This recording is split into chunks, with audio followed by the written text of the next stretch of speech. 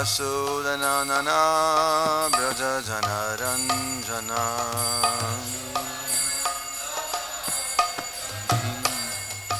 Yasodhananana Braja Janaranjana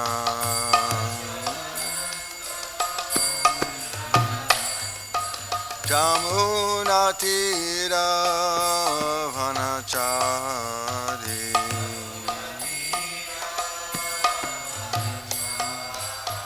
Jamunatira Vanachari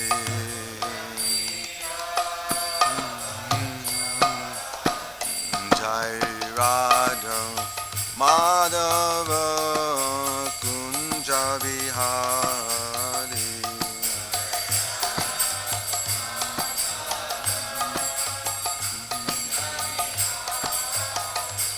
Jai Radha Madhava Kunja Vihari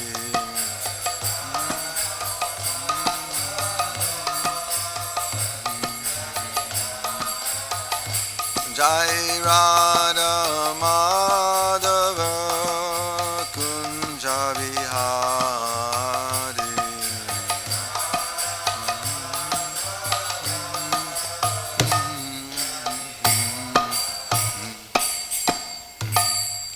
Jai Om Vishnupad Paramahansa Bhakti-yogasya Astotra Sri Srimad Divine Grace Sri Bhakti-yogasya Swami Prabhupada Ki Jai Skami with the founder charges Divine Grace Srila Prabhupada Ki Jai Jai Om Vishnupad Paramahansa Bhakti-yogasya Astotra Sri Srimad His Divine Grace Srila Bhakti Saranta Maharaj Srila Prabhupada Ki Jai Grantaraj Srimad Bhagavatam Ki Jai Harinam Sankirtan Ki Jai Nitai Gaura Premanandi All glories to the Summon Devotees All glories to the Summon Devotees All glories to the Summon Devotees All glories to Sri Sri Guru and Gauranga Kama Om Vishnu Padaya Krishna Padasai Budale Srimati Bhakti-vedanta Swami Nityanamane Namaste Saraswati Devi Gauravani Pachanine Shesha Shunyavadi Pastattari Shatarine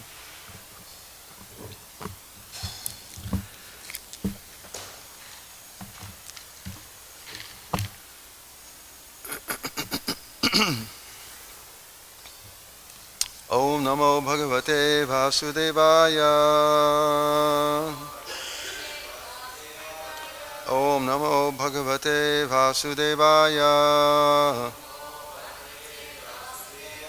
Om Namo Bhagavate Vasudevaya Narayanam Namaskritya Nam Chaiva Narottamam Devang Saraswatim Vyasam Tato Jayamudirayet Nasta Prayeshu Abhadreshu Nityam Bhagavata Sevaya Bhagavati Utama Shloke Bhaktir Bhavati Naishtaki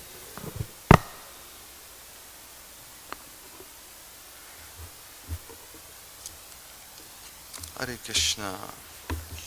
Continuing our reading from Srimad Bhagavatam. We're reading from the third canto, chapter 32, entitled Entanglement of Fruitive Activities. Kapila Dev still is instructing his mother. Text number 37. Okay, we don't have it on the board, but it's 37. And if you have access to the verse somehow, please repeat. Prāvocam bhakti-yogasya Prāvocam bhakti-yogasya svarūpaṁ te catur-vidham svarūpaṁ te catur-vidham kālasya cāvyakta-gater kālasya cāvyakta-gater ntardhāvati jantuṣu ntardhāvati jantuṣu prāvocaṁ bhakti-yogasya svarūpaṁ te catur-vidham kālasya avyakta-gater ntardhāvati jantuṣu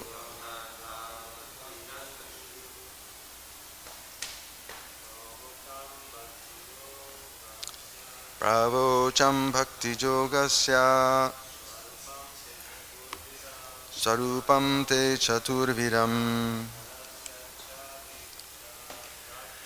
kālasya cāvyakta-gater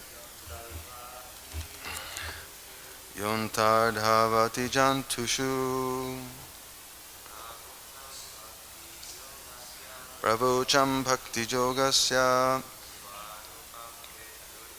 svarūpaṁ te catur-vidham kālasya cāvyakta-gater ntardhāvati jantuṣu prāvocaṁ bhakti-yogasya svarūpaṁ te catur-vidham kālasya cāvyakta-gater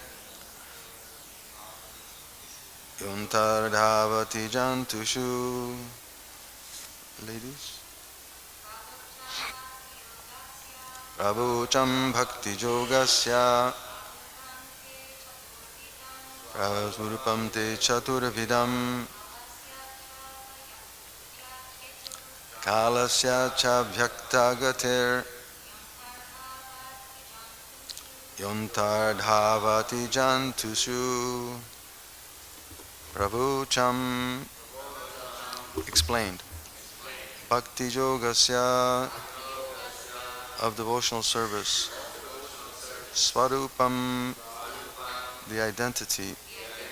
Te, to you. Catur-vidham, in 4 divisions. Kālasya, of time. Cha, also. Avyakta-gater, the movement of which is imperceptible. Ya, which. Ntardhāvati, chases. Jantuṣu, the living entities. Translation and purport by His Divine Grace through A.C. Bhakti-yoga Prabhupada ki jai. My dear Mother, I have explained to you the process of devotional service and its identity in 4 different social divisions. I have explained to you as well how eternal time is chasing the living entities, although it is imperceptible to them. Please repeat. My dear Mother, I have explained to you the process of devotional service and its identity in 4 different social divisions. I have explained this to you as well, how eternal time is chasing the living entities, although it is imperceptible to them. Wow. Incredible. Purport. The process of Bhakti-yoga devotional service is the main river flowing down towards the sea of the absolute truth. And all other processes mentioned are just like tributaries. Lord Kapila is summarizing the importance of the process of devotional service. Bhakti-yoga, as described before, is divided into 4 divisions, 3 in the material modes of nature and 1 in transcendence, which is untinged by the modes of material nature. Devotional service mixed with the modes of material nature is a means for material existence, whereas devotional service without desires for fruitive result and without attempts for empirical philosophical research is pure transcendental devotional service. Om Jnanatimidandasya Jnananjana Shalakaya Chakshununitam Jena Tasmai Sri Gurave Namah. Gurudevācālam Pankam Langāyate Girimeklikta Mande Sri Gurum Dinataranam Paramananda Bhāravam Sri Chaitanya Ishwaram.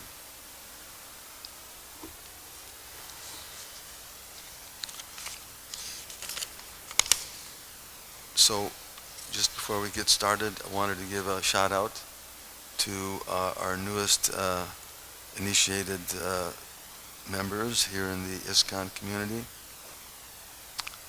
These Prabhus were initiated just recently in Laguna Beach with Devamrita Maharaj as their initiating guru. And I just want to read their names off and we'll give a shout out to them. We had Bhaktin Jaya Lakshmi, who is now Radha Lakshmi Devi Dasi. Bhaktin Yana is now Vangsi Lalita Devi Dasi. Bhakta Cesar is Ramasena Das. And Bhakta Omkar is Yadava Virya Das. Hare Krishna. Let's all chant Hare Krishna for their well-being. Hare Krishna, Hare Krishna, Krishna Krishna, Hare Hare, Hare Rama, Rama Rama, Hare Hare. It's glorious when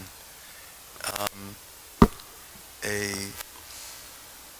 soul can take such a big and really tremendous step forward in their path to life, spiritual path. And so when you hear this, it just means that not only are these Prabhus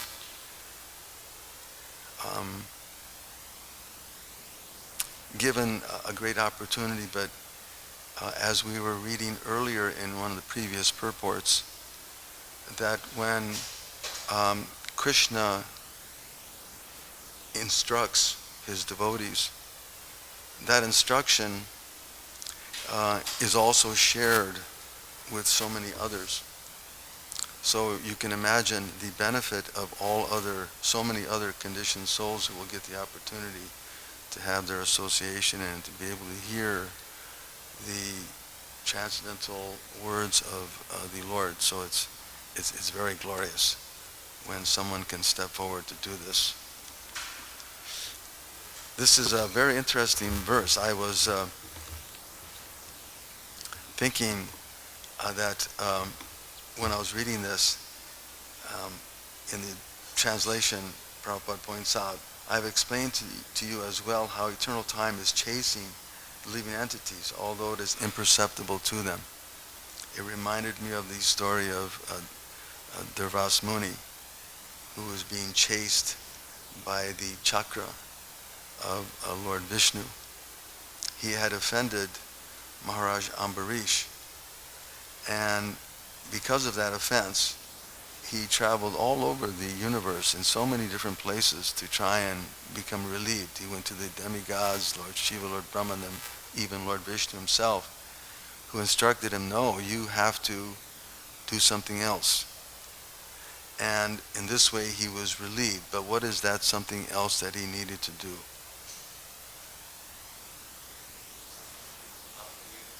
He asked for forgiveness to Ambarish.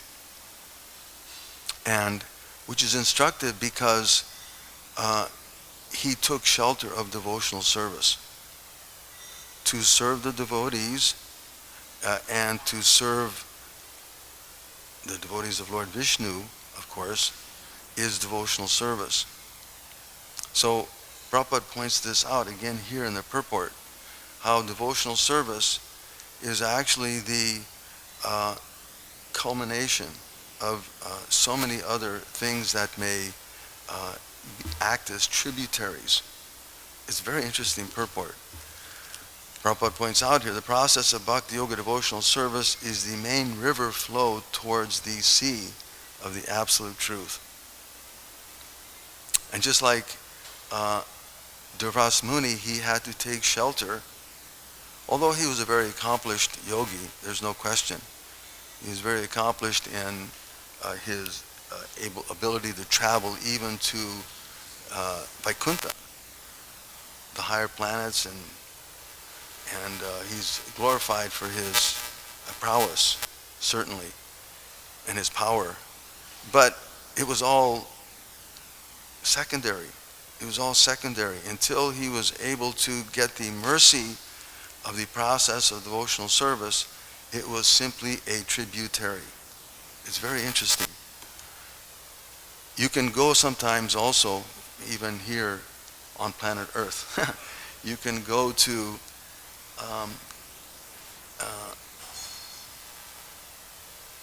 Devaprayag, if you haven't been there, up in the north. You can go and visit the source of the Ganga. It's very interesting how the Ganga is what?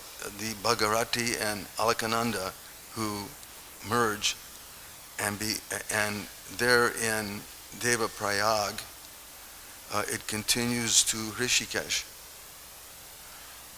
and the Triveni. And there at the Triveni, the different rivers are flowing, right? There's the Saraswati, which is underground. There's the Jamuna, and there's the Ganga. And they converge there at the Triveni and continue on down to Rishikesh. And then finally Haridwar. But it's interesting, you can go to these places. You can go to Badrinath, where the Saraswati, the Saraswati comes out of the Himalayas, the crevices. She flows out in a powerful way. It's astounding. When she comes out of the mountain, it's just roaring. You can be quite a distance away and you can hear it, but then as soon as you get close, you can't even hear your self speaking. You can't even hear others around you. It's just a big, gigantic roar. Or you can also go to Gangotri, where the Ganga is coming out, and in Badrinath, and no, that's Badrinath is the Saraswati, right?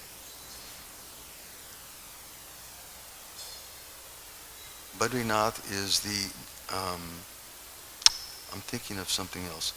Gangotri is where the Ganga flows.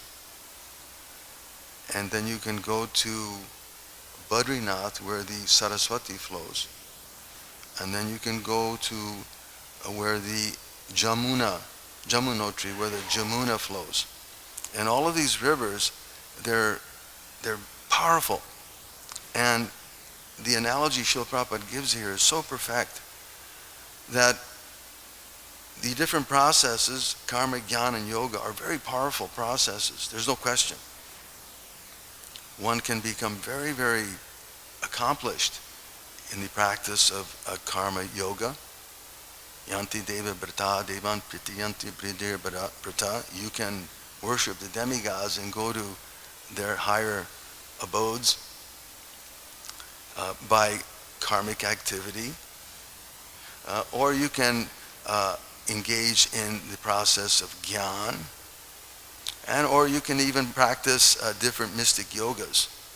So these are also very powerful processes, and they're tributaries. Prabhupada points that out here in this purport. The process of bhakti-yoga, as described before, is divided into 4 divisions. And that's karma, jnana, and yoga. The 4th process being devotional service, which is not mixed.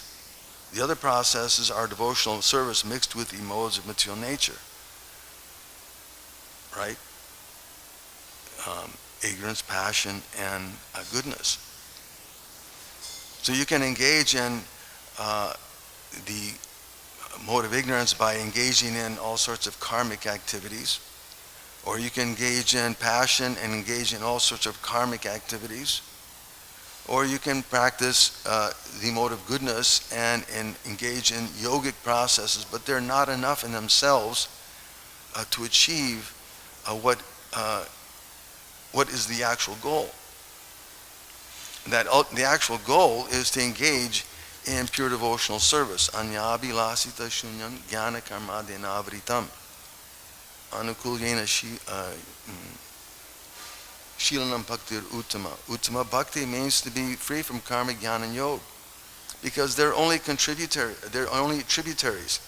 They're not actually giving the full, one is not deriving the full benefit. So, all the while, this Kala Chakra is chasing the living being imperceptibly. It's amazing. And we can see it practically, that imperceptibly we're being affected by the time factor. You can especially see it when you don't see a family relative or friend. After some time, when you see them again, you wonder, whoa, wow, you really got old, didn't you? Wow, look at how you, I visited my brother not too long ago out of town. And when I went and saw him, I was thinking to myself, wow, look at how old he is. And I couldn't see that this is also a reflection.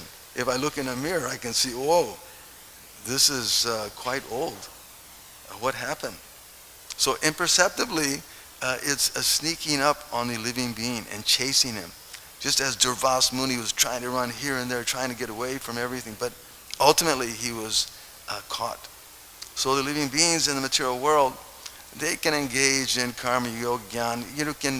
You can engage in so many different things, so many activities.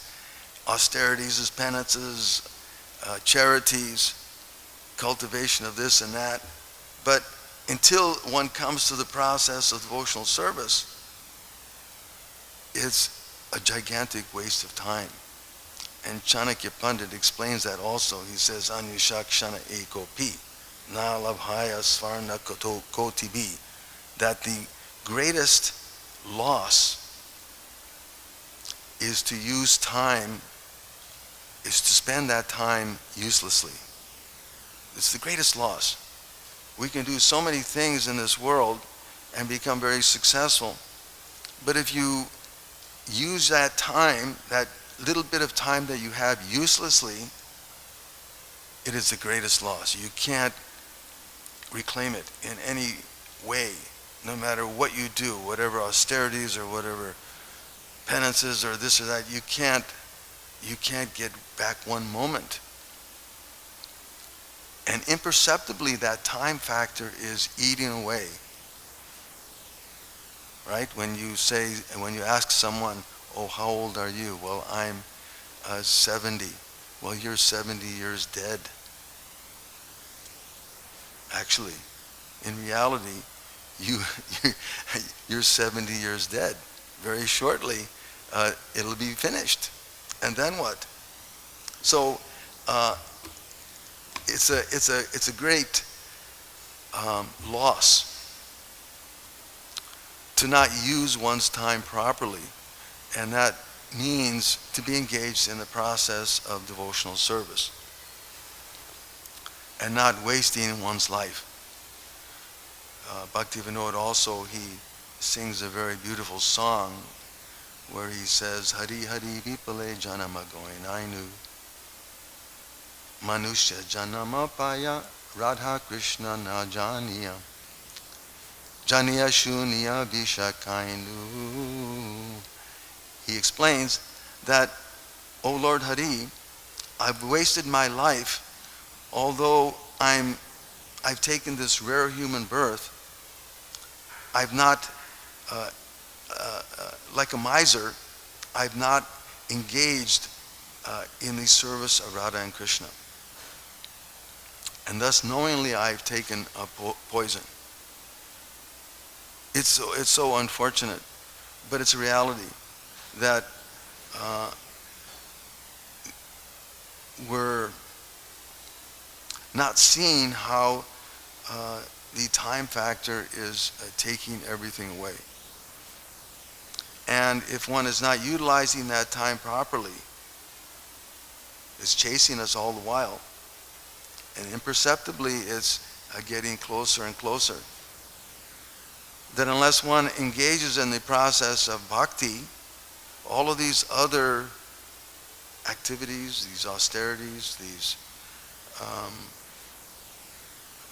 endeavors that we make in life are useless. There's nothing there. Lord Brahma also explains that in his instructions.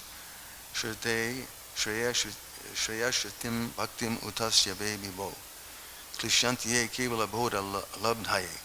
He explains that devotional service is the best path for self-realization. And to give it up, to engage in mental speculation, because that's what all these other processes are. They're just mental speculation. It's your guess. Your guess is as good as mine.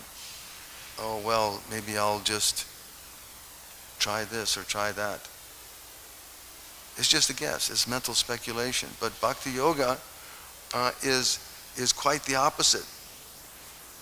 To give that up for the cultivation of mental speculation is simply one is simply undergoing trouble, uselessly.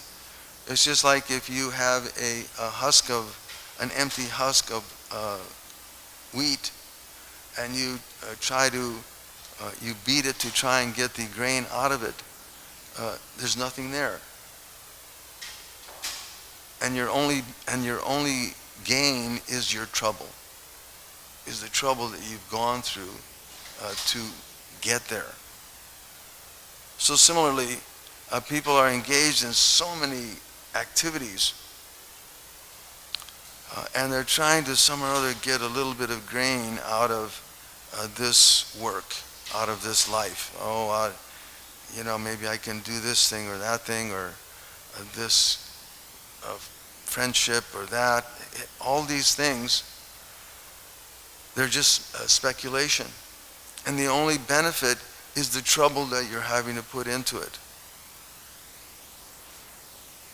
Because in reality we know that there's no reciprocation.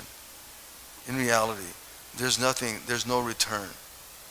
You can, again, invest in so many things, but if there's no return, then what is the benefit of that investment?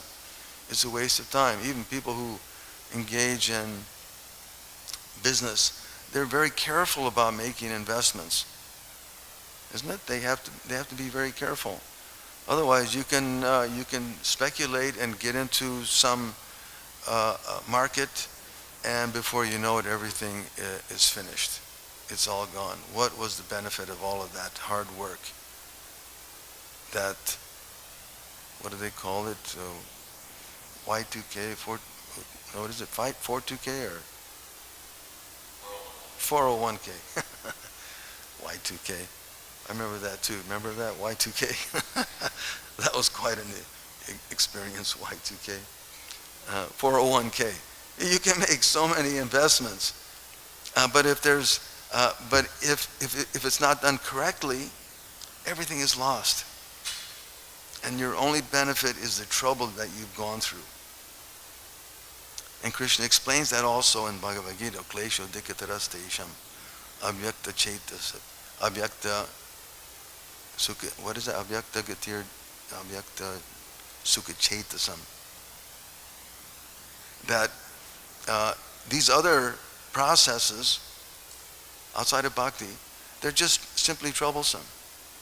It's a waste of time, and you're not really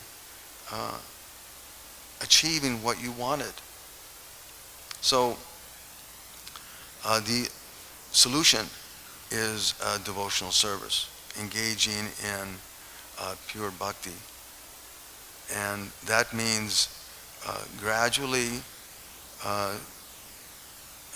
after engagement, detaching oneself. Srila Prabhupada explains in a previous purport that there are two symptoms of advancement in spiritual life. And he compares it to eating. When you eat, there's a hunger, right?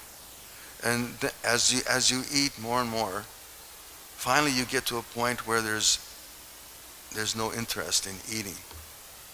So in the process of devotional service, by executing the basic principles of bhakti over and over and over, just like we try to rise early, we try to be very careful about our sadhana, we try to be very careful about our devotional activities and about our association.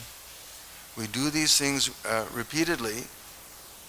That repetition brings one to the point of being strong and fixed. It's just, again, like eating. You get to a point where, okay, I'm not interested in this anymore. I'm not interested in this food. I'm no longer interested in karmic activities. I'm no longer interested in just the cultivation of knowledge or austerities, this and that. These things are not interesting anymore. And Srila Prabhupada points out that that is the symptom of advancement in devotional service. And just like our newest initiates, their taking initiation is symptomatic of that advancement in their devotional practices. They're not interested in just engaging in sensory, unlimited or unrestricted or just useless waste of time activities. No longer interested. Better to be engaged in something which will help me to become strong, and I can resist all of these temptations of material life that are engulfing the society in general, which is so perverted now and so overwhelmed by cheating and hypocrisy. It's astounding.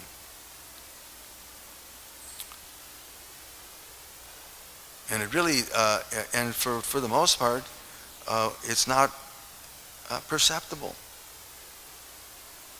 until you start paying attention to it. Just like you start paying attention to how this body is falling apart, you recognize, oh well, this is the way, this is the cycle. So it's imperceptible how the cheating and the lying and the stealing and the dishonesty and the practically, you can say, evil activities. Sanskrita kriyahina rajasa tamasabrita. The society is overwhelmed by tamagun and rajagun. So to get out of that, we need the association of devotees. We need the association of devotees. And so that when you go to bathe in the Ganga, when you go to Haridwar, after the Ganga's, all its tributaries have formed this beautiful river, you can go and take bath as it proceeds down to the Bay of Bengal. It's such a beautiful analogy that Srila Prabhupada gives. So the process of bhakti is such that if we just simply engage in the regulated activities of Krishna consciousness, we can take from knowledge, we can take from some austerity, we can take some fruitive work. Sometimes one has to even engage in some fruitive activities to facilitate that bhakti-yoga. But the ultimate goal is to become freed from all of those things and just engage in Krishna's service. And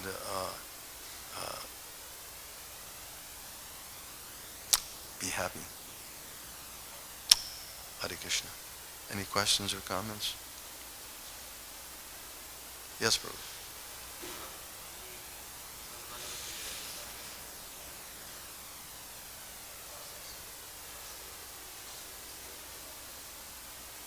That's right. There's no loss. Anything you do, Krishna says in Bhagavad Gita that anything you do, there's no loss or diminution. It's forever there.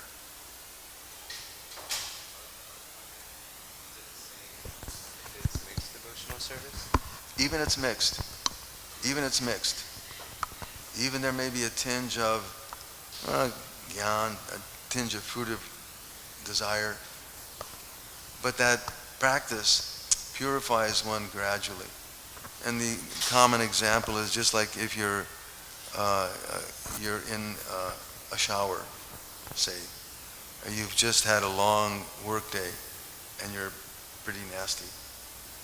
So you go in the shower and you're cleansing yourself. So eventually that dirt and that grime will be washed away.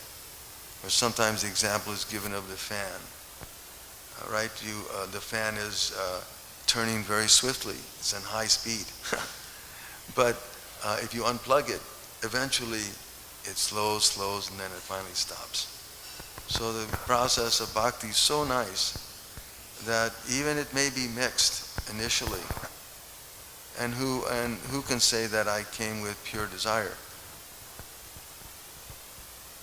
I certainly can't. I came with all sorts of crud, and I'm trying to get through it. But we know that the process of bhakti is so powerful that it can do that. That eventually one will clean and those karmic activities will stop because I've taken shelter of a spiritual master. I've taken shelter of the process of bhakti. That those dirty things will be washed away, and then the idea is that stop engaging in any further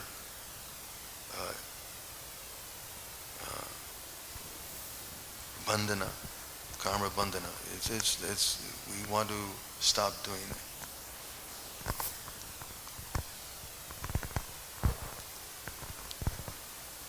Any other comments, questions?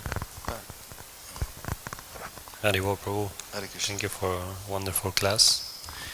I have a question like, why do you think like people always are running away of the change that the time makes in their body all the time, like talking about like the body conception, like when we get older, like our bodies changes so much, and a lot of people wants to run away from like, getting old and then trying to like make up and Plastic all surgery this. and everything else. Yeah. So, and also like I also was thinking about like the young age persons who wants to be older, but the older want to be younger.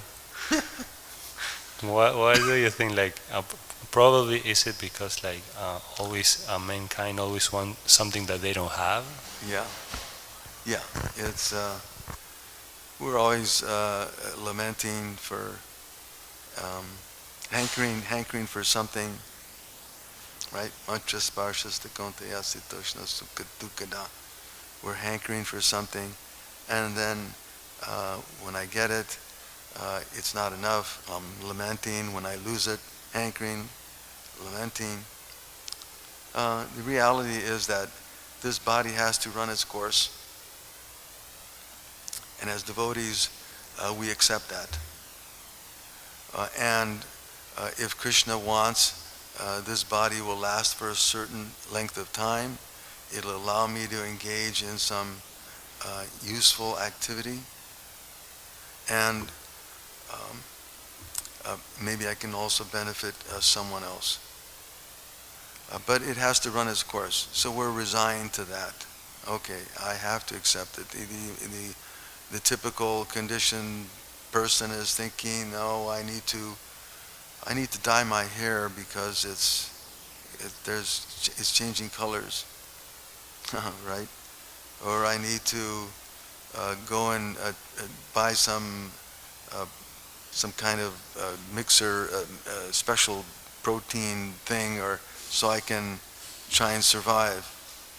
I was looking at I was watching this article. It was a political podcast, and they had a picture of a very famous bodybuilder in previous years.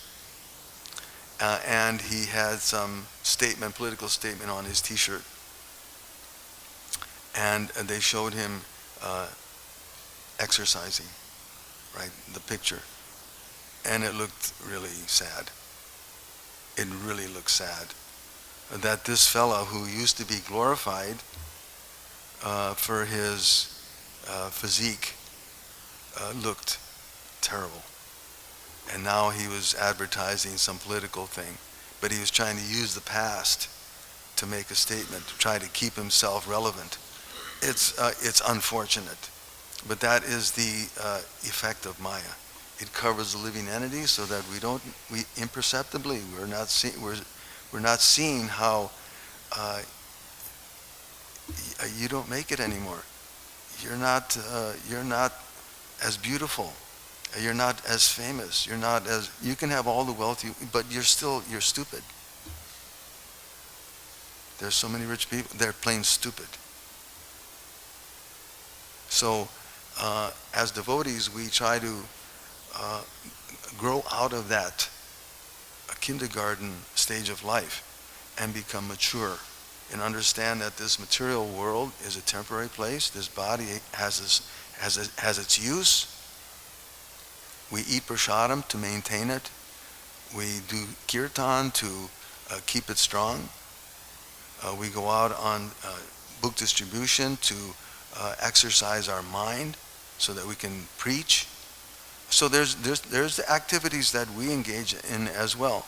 But all the while the body's changing, we're accepting, okay, that Krishna's giving me this and that facility. Let me just use what I can use. And then then the transition from this world is not such a nightmare. It's a nightmare for the conditioned souls. They're very afraid. They're very afraid. They're constantly in fear. I was listening to a lecture and Prabhupada was giving the example of the bird, just like the bird is constantly looking around, waiting for someone who's going to come and get me. So the living being is like that. He's just like a little teeny bird in the woods who's afraid. How at any moment something is going to come and grab me. So as devotees, we have to get beyond that. And that comes by the practice of devotional service. That comes by association, it comes by chanting, and it comes by engaging in practical devotional activities which help us become strong. Thank you, Prabhu. Hare Krishna.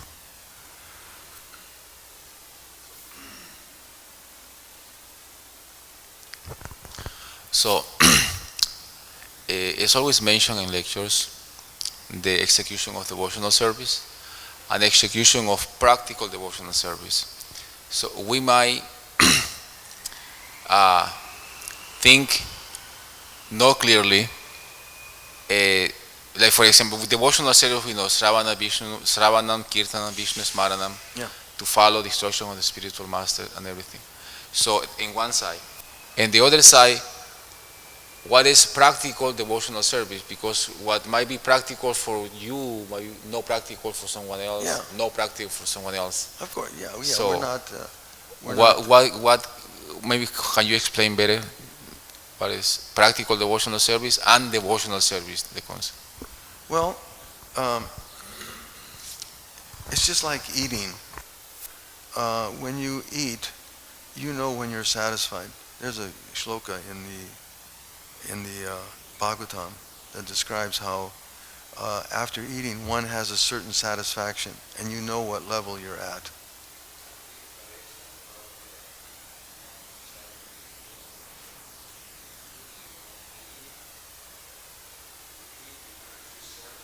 You can say it in general. It's free. I just thought I give you that. Yeah, you know when you're satisfied.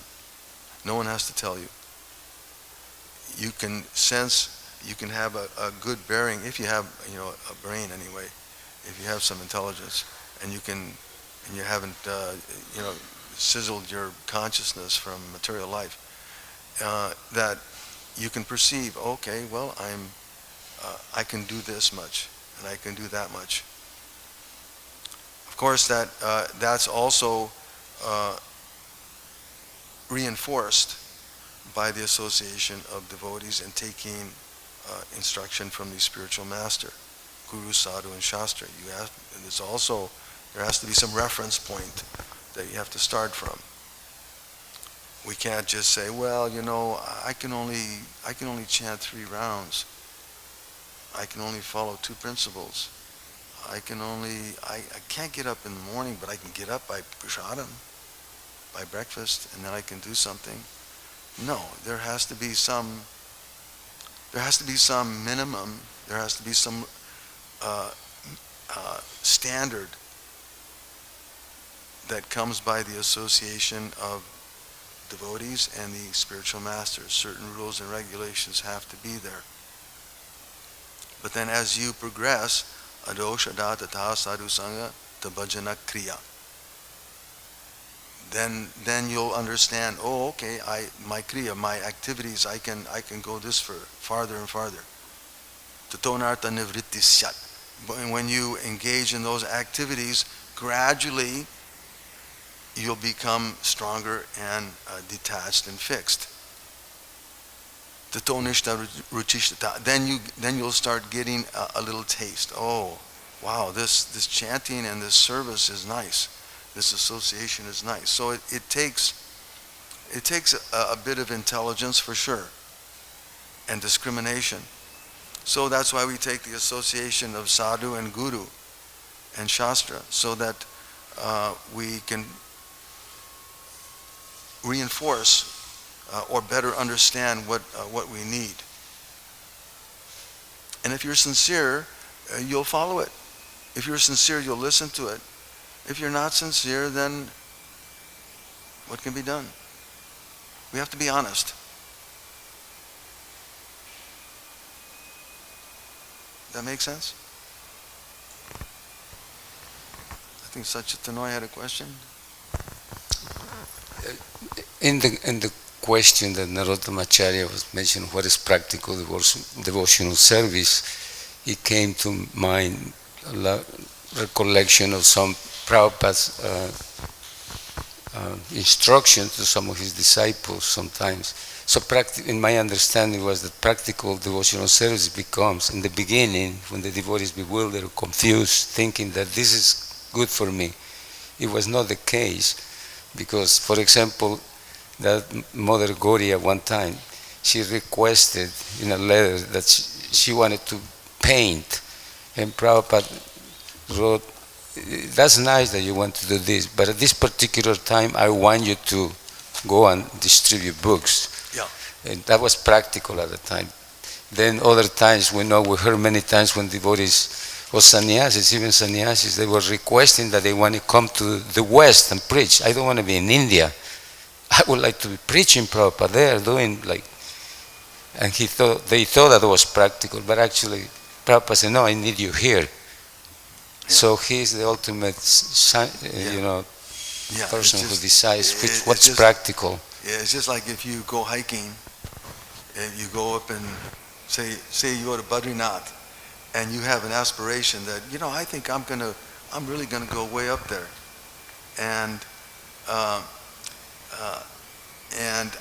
gonna find some yogi in a mountain cave, and it's going to be blissful in heaven. But once you start on that trek, it's not that easy. It's very, very difficult. It's not practical. So we have to also recognize where we are at, for sure. I can't do this and this, but I can at least do that. And then gradually, by a good association, maybe I can do more. That I should try to, at least. That should be the aspiration. Let me try to do more and more and more. But it takes a little bit of common sense. Jai. Srila Prabhupada ki jai.